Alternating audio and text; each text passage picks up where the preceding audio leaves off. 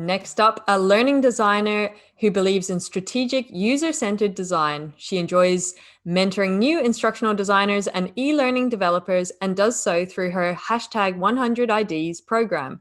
She creates content around learning and development through her podcast, I'm New Here, and her YouTube videos, which are very, very great.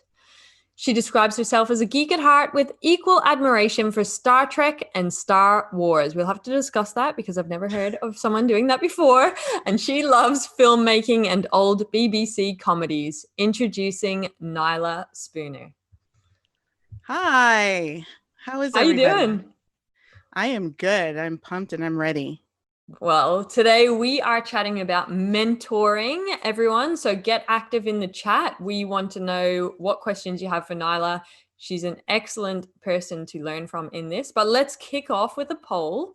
So we'll get our studio team to launch that for the participants.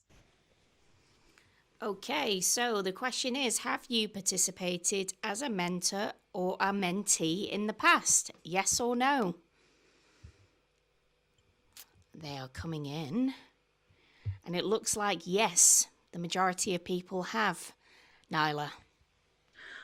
Awesome. Yeah, I really like to ask that question first because it's interesting to see the different kind of responses you get. Some people will say no at first, and then you talk to them a little more, and it's very clear that they've had a mentorship relationship. So I think it'll be also interesting to see how we define it.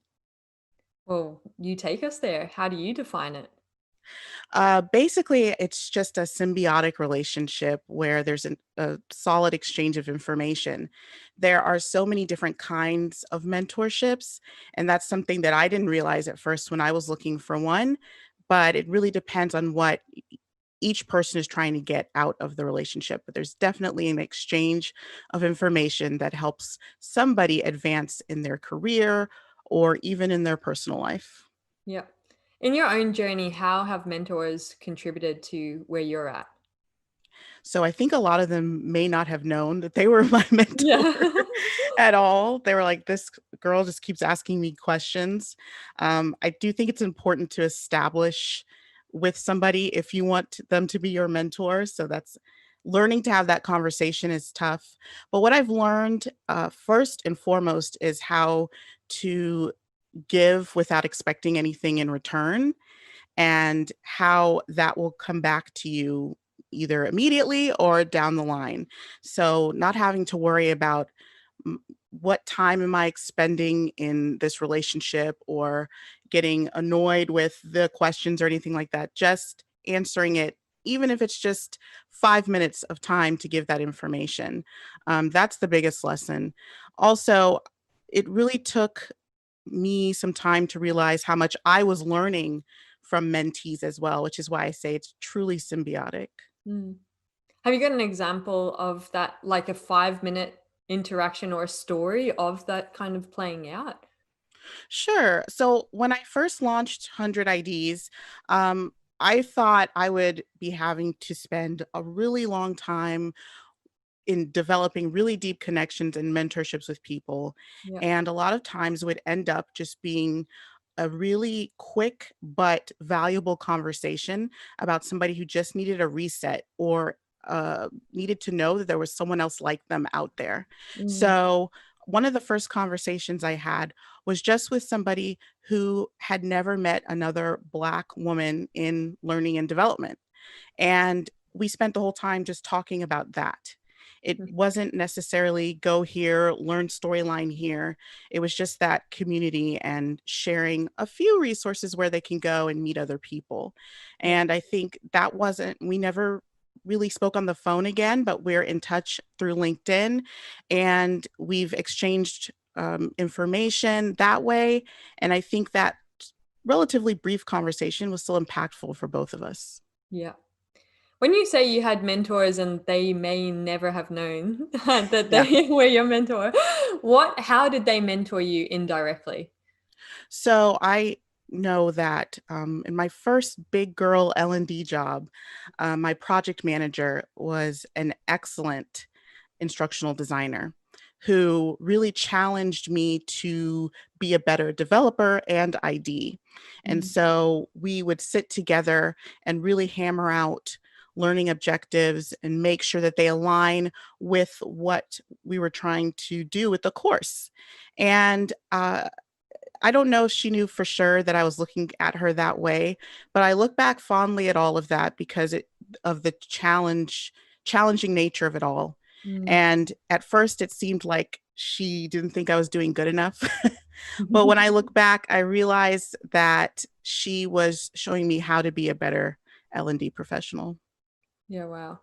I think for me, like even Chris Doe would be a mentor. He wouldn't have known that, but there's people on YouTube, and we had Kathy Moore, watched her blogs. That's also mentorship for me, even Yeah, though they would never have known that they were my mentors. So there's right. lots of opportunities out there like that. Hey.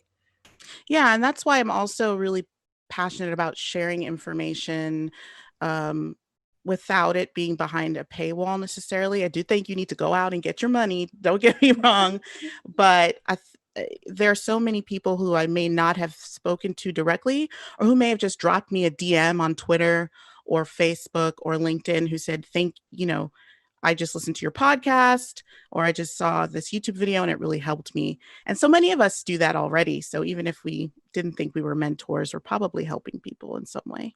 Yeah. In terms of you mentor a lot of new instructional designers, what do you see as the most common challenges that they face, and what is your mentor advice for them? So at first, when I first started this, I really thought people just needed to know which tool to use and how to edit video or edit audio. And I'll show them how to build a storyline product in an hour. And I was doing that. And then as I talked to people more, I realized the issue wasn't their lack of skill or knowledge. The problem is that either motivation or fear. And so a lot of it was trying to create opportunities for them to stand in that fear and feel it, but work past it. And so, yeah, I understand that hands-on skill mentoring is important, but a lot of new folks didn't need that. They needed that kind of push off the ledge so that they could take the jump into ID. A lot of people I talk to are transitioning from other careers, so they're kind of nervous about leaving that career. So I'll talk to them and they'll have tons of demos for their portfolio. They'll have an unpublished portfolio. They have some experience. They just haven't taken the leap. So I really encourage them and give hard deadlines and accountability for them publishing things quickly. I want to go back to the fear stuff. How do you help people push through fear? So I try to be really honest and vulnerable about my own fears. Um, like my own triggers, what makes me nervous. Although I work out loud, and I work publicly and share things publicly, I'm always nervous and I'm always worried about what people will think. But there's also a part of me that knows how to rationalize that. And it took me a while to get there. So that's the main thing. I try to be really honest about my own fears. But also, when the nature of the mentorship that I do now is community based. So I've created a community where people can lean on each other as well. And I think that community component is really important. Yeah, the one-on-one relationship is good too, but having accountability in a group that you can trust creates psychological safety and allows people to take more risks. Wow.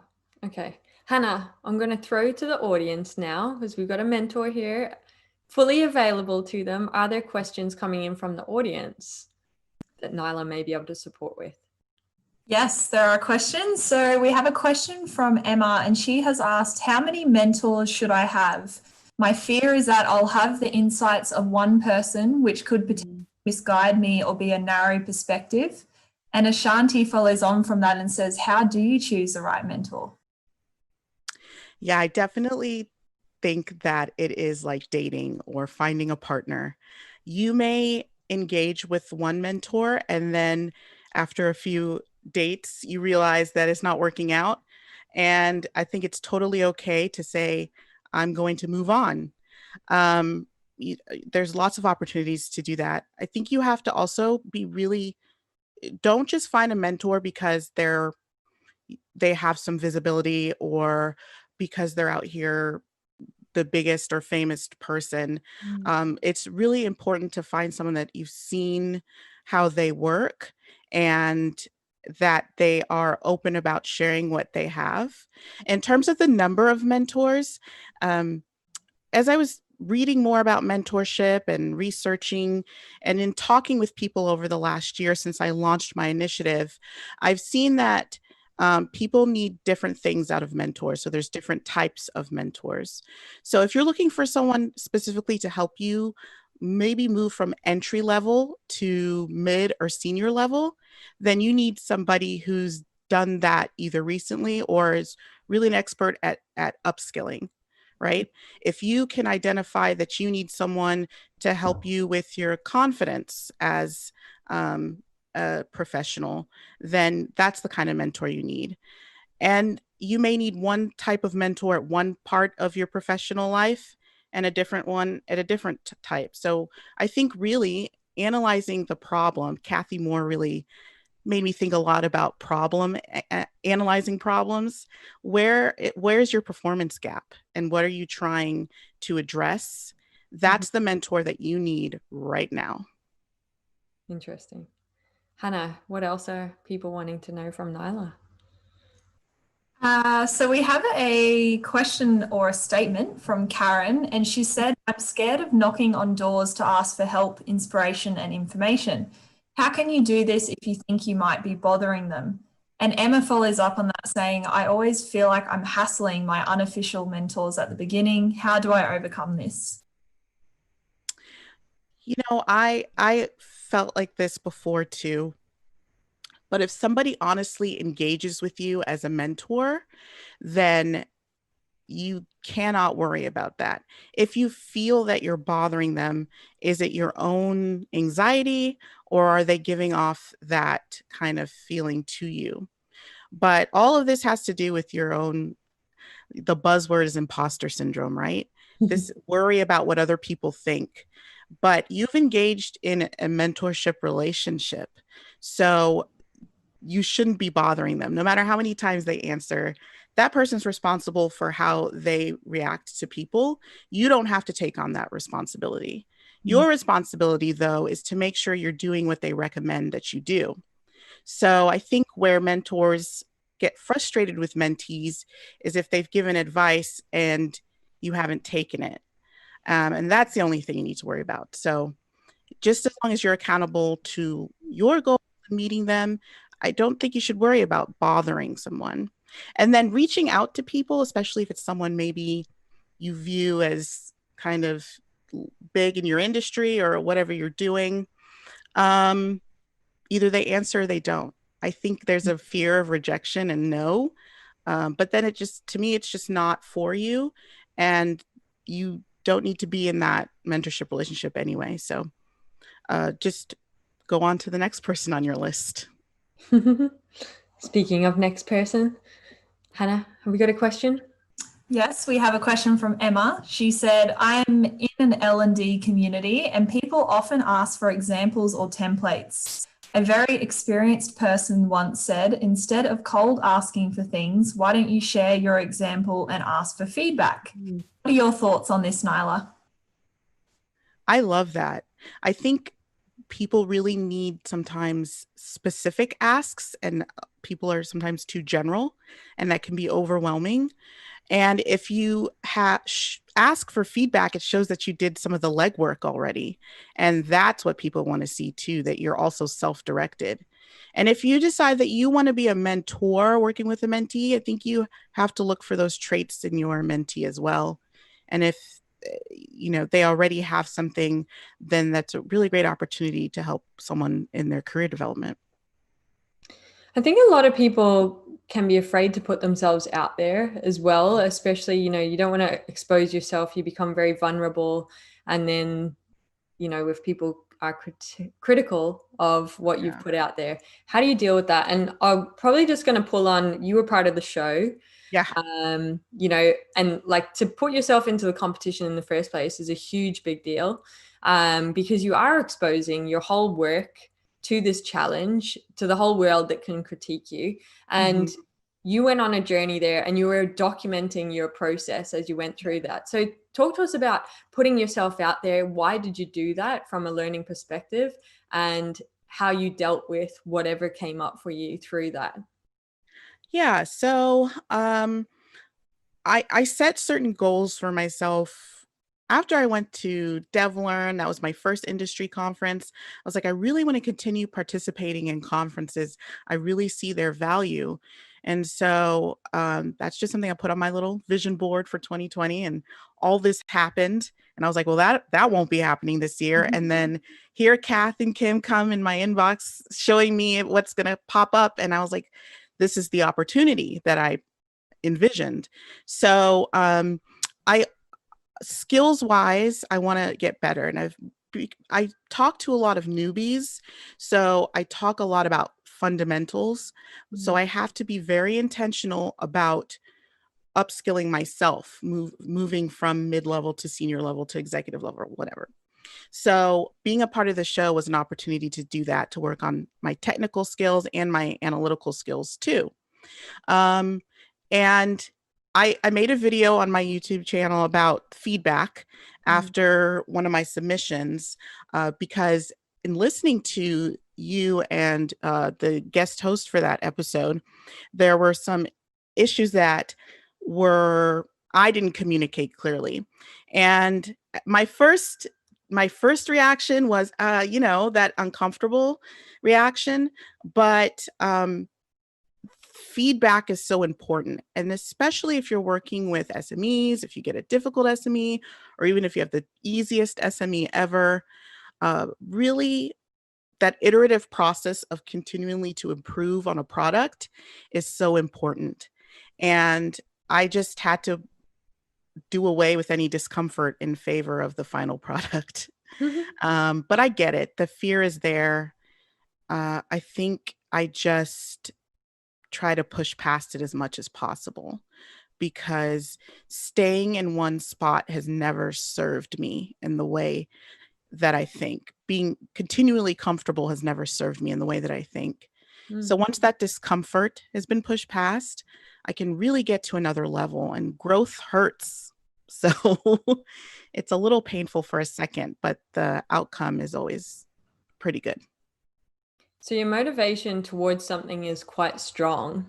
It must be. How did you, where does that come from? How could people identify that? Because it could be very easy to give up and not push yourself and not go through that short-term pain to get better. Well, I think on a personal note, and I'm very open about my own mental health struggles and things like that. And I've suffered from depression, and I've been very low, and I've been in a place where fear was keeping me from lots of things. And I just realized through a lot of personal hard work that if I stay there, it's just too much. So the motivation to keep growing sometimes might even be my own coping method at this point. But I just have goals that I want to meet, and I spend a lot of time stuck, and I recently have gotten unstuck, and I just want to keep that momentum going. That's really cool. I know you worked in a place where, that momentum kind of was restricted for you, and you wanted to do the best for the organization, but you weren't necessarily allowed you were restricted. So how did you process that yourself so that you weren't, I don't know, disengaged or disheartened? Oh, I think that's just working on my own quote unquote brand, as people say. I was talking to someone recently and said that I've always been like a digital tinkerer. So even where I couldn't do things at work, I'm always talking to people and finding out what's trending and then putting that through as a side project. So everything I do, I wanted to do a podcast at work. It didn't work out, understandable, why it couldn't. But then I was like, why can't I do it myself? So any skill or project or new idea that I want to explore, I just do it for my own, under my own brand. And then I have that skill. So you're a very self-directed learner, it sounds like, and then you pay it forward through mentoring. And I think it's because you really want to help other people be self-directed. And it's like this cycle, this continuous cycle of improvement. What are your thoughts on that? And how does that play out for you and others? Well, it's funny. I was thinking today, I'm self-directed in some ways, but I've got plenty of unfinished Udemy courses in my queue right now. I think we all do. So I think the key component and what comes into mentorship and the accountability partners and all that is I sometimes need someone, I need a dependent to keep me going, somebody to be like, I need you to do this so that I can do this. And so that's why I say it's also symbiotic. If I don't keep learning about what's going on in L&D, I'm not as an effective mentor or accountability partner. So that also keeps me really motivated. Every single person that I've worked with keeps me motivated. And that goes back into my mentorship. And also it's just fun to share like the new stuff I learn with a group and then see, okay, can we really use this in our everyday work life? Does it work for you? How did it work for you? The mentees and the people in my accountability group really are great for that. So they keep me directed. Very cool. Well, Hannah, how's the chat looking? Have we got some questions? Yeah, well, I just want to say there's a lot of people relating to you, Nyla. We've got some really lovely comments coming in saying they can relate to what you're saying. Your LinkedIn's very inspiring, very relatable. So I just want to let you know of that. Thank you.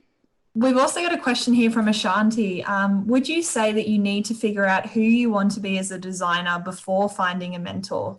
If you are brand new to instructional design, how soon would be too soon to start looking for a mentor as opposed to taking a course? That is a great question, really insightful question as well. I think there are some mentors that can help you with your identity, whether it's in ID or personal identity. There are definitely mentors that can specifically work with you on that. So if you want one out the gate, get one. You just have to be clear about what you're looking for from them. And I think, let's say you're just getting into ID and you're just now getting into a program. I'm trying to think back to my start in the program and what I needed specifically. And I think what I needed was someone to say, when you're ready to enter the workforce, this is the kind of things you need to know from this program so that I would know what to focus on. So I think that would be really helpful at the start of your ID career. Hannah, any other questions? Yeah, we have another question. In what ways would you say that finding a mentor at work and finding a mentor for professional development outside of work are different? Oh yeah, I've thought a lot about this. So I've never gotten a mentor directly from work. Now, the places I've worked have had mentorship programs, and I just never took advantage of them directly. I always had peers that I would work from, or professional folks who I knew. I was in a few women's groups where I identified mentors. I think it just depends on if you want to grow with that organization or if you want to grow just yourself professionally.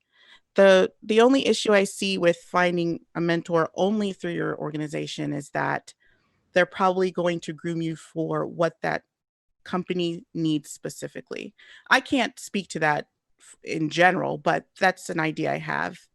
But I do think if it's a company you want to grow with, you're like, this is my dream company and I want to get to the top, then a mentorship program could be really good through that organization.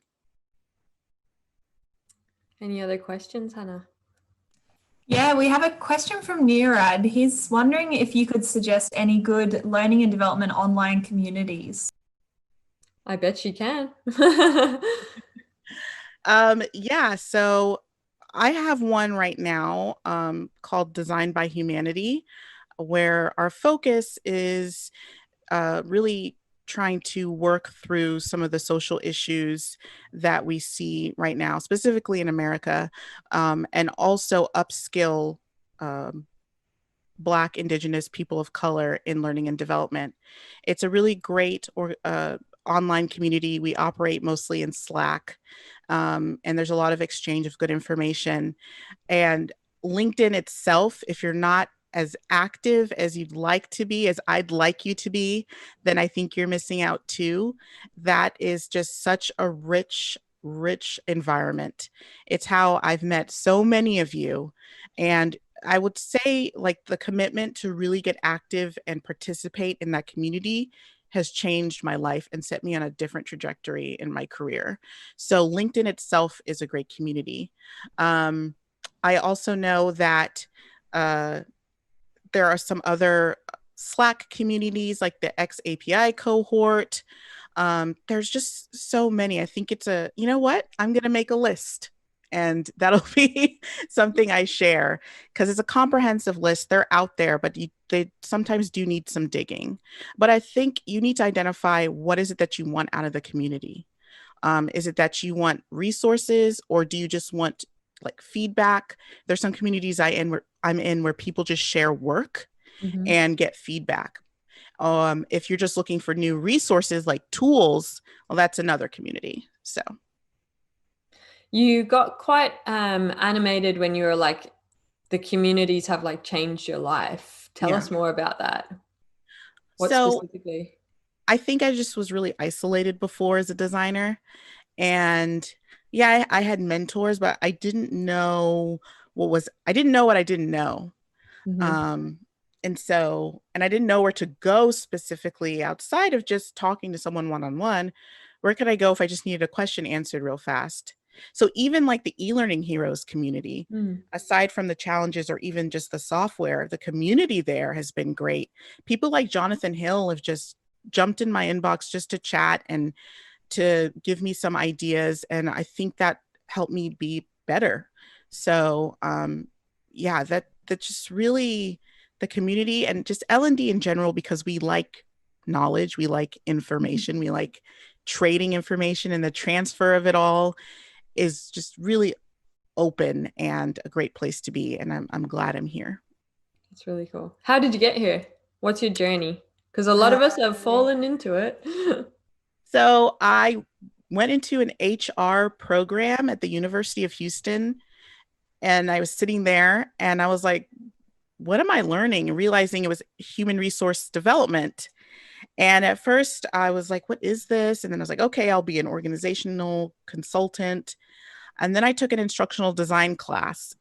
And another one of my mentors who may not realize, I mean, she was my teacher, but one of the greatest professors I had was really someone who challenged me again at every step.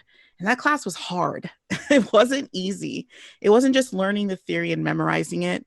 She was really challenging us to solve the actual problem, not what we thought the problem was. And so I just fell in love with instructional design that way.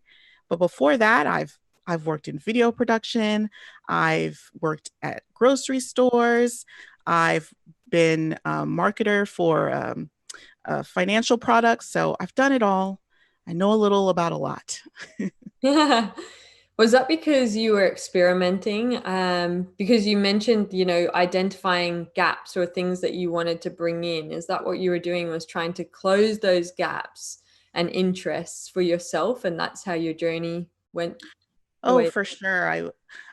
I always was someone who's like, I want to do lots of things. I want to try lots of things, but I also never felt fulfilled professionally until I got into L&D. And I think I was searching for that and I found it here, definitely.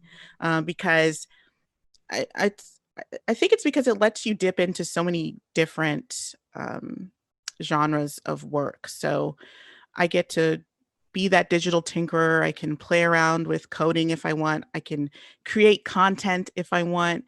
It just lets me do all the things that I love in one career. And how exciting is that? That is cool. Hannah, I'll throw back to you. Is there any questions in the chat? And what happened to our poll? You want another one, or you want the results? Yeah, the results. Oh, another. Yeah, the other one.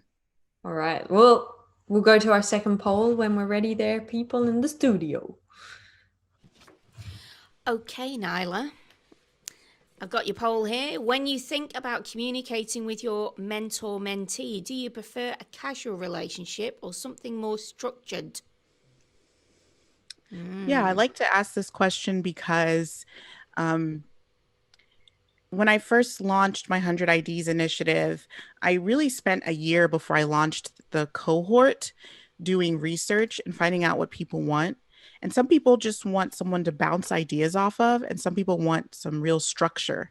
So I'm interested to hear what the audience thinks. 72% said casual. Interesting. Would you like to And go I'm to wondering, the next poll? Sure, yeah. Okay. While the next poll is up, what does that mean in terms of what we just had in the results of the first one? Yeah, I'd love to hear in the chat too, what do you think is casual versus structured? So a lot of people I talk to, it was just a phone call. Maybe we never spoke again. Some people will call me once a month, every 3 months, be like, hey, I just want to check back in with you.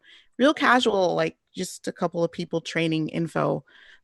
On the other hand, in the cohort, it's a little more structured. We have weekly design challenges. I'm bringing in people to speak to the cohort. We're reviewing each other's work on a regular basis. We have accountability partners. So it just depends on, I guess, where you are and what you need. So I've got the results of the next poll, which is, have you ever been let down by a mentor-mentee relationship? Mm-hmm. And we've got 50% saying yes, 38% saying no, and 13% saying it's complicated. So yeah, I'd love to hear how you were let down. And I sometimes think it's not necessarily anyone's fault. It's just sometimes you don't know what you need going in. Yeah. And so it just doesn't work out. Like I said, like a relationship, And but I think that kind of feedback, like, did you give your mentor feedback? Did they give you feedback? Was it you or was it them? Hannah, what are people saying in response to this poll? Nothing has come through yet, but there's been some conversation around the casual and structured. Yeah. So people are saying, I find casual more comfortable, but I do need external structure. So I answered structured. I like structured because I feel like I'm moving forward and need the accountability. Another person said, I prefer structured in comparison to casual, if that makes sense. Expectations, norms have to be clear. Things around needing accountability. Most people are sort of saying they want that accountability through the structured format. Yeah, that makes sense. And I think sometimes when it's too casual, it slips out of that mentorship area and back into just, can I pick your brain? And you just have to decide what works for you. And, the world is crazy right now. So I think the requirements are a little different, but I do understand needing that structure and the accountability so that you can really change your habits and reach those goals. What are your thoughts on that? Because it sounds like a lot of people are needing accountability and that's why they're seeking mentorship. What are your thoughts on their why or their motivation not being strong enough and realigning to something that they don't need accountability for? That's an interesting question. Sometimes I don't ever want to question someone's why, but that just might be my own thing. I think there's just motivation is so nuanced. And so I may really want something and I just don't have the right habits to get it done. Mhm. And so it's maybe you need a mentor to get you realigned in terms of habits and systems. I'm a big fan of James Clear. If anyone in the chat can tell, he wrote Atomic Habits, and he talks about creating systems that allow you to reach your goals. And so I think that trying to reframe it in terms of what habits are keeping you from doing what you need to do, and then what new habits do we need to kind of form so that you can get where you need to go. So I do think people are motivated. It's just that they don't know how to put it into action. Mm. Any like tools or resources to understand or uncover frameworks or habits for yourself? In terms of like what habits work for you or what might not work.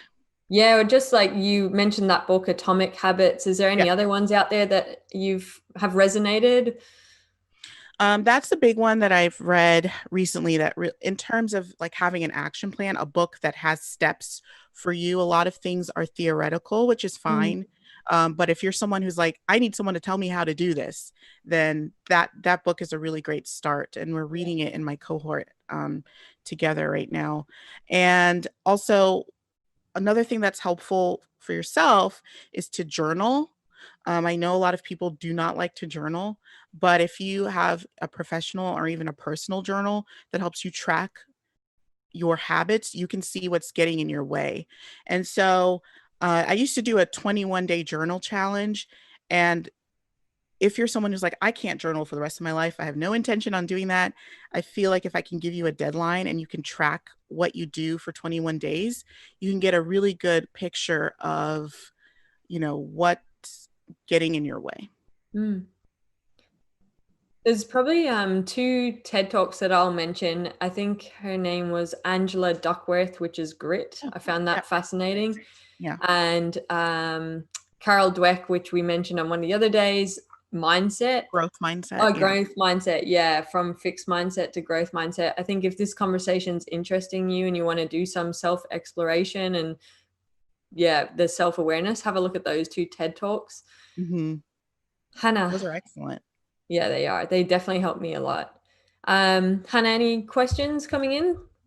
We do. So we have a question that I think might be nice to end on. So he's asked, what is the best way to show gratitude towards your mentor if you're not necessarily paying them? Do you think that you should pay for mentorship? Oh, I love this question. I really do, because I know a lot of people wonder about this, and there's a lot of conversation about mentorship versus coaching. And my response to that is that, again, that's a decision you have to make. No one can make you pay for mentorship, but no one should tell you that you shouldn't. If you feel like you should pay for mentorship, that is a decision you have to make. Now, to me, that transitions more into coaching. And then you have to be clear about what you're getting out of it in the end. There should be like real results and even a guarantee that if you don't meet certain goals in a certain amount of time, then you need to get your money back, right?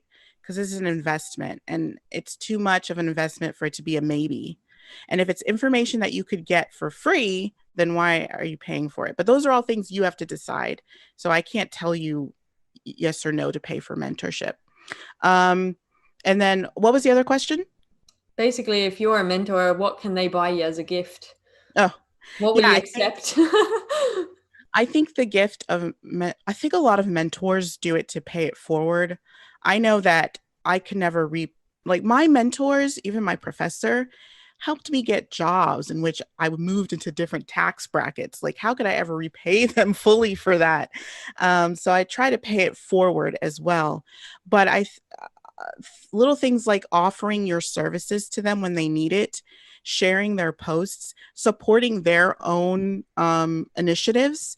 So a lot of mentors will have programs of their own or nonprofits, or if they're looking to fill a job position, you should be their champion as well. And suggest them to other people too. I think just that word of mouth that this person helped you is really great. And if you feel like you want to give them something, then give them something. But I think a lot of people mentor from a place of selflessness. And so the gift is seeing you succeed.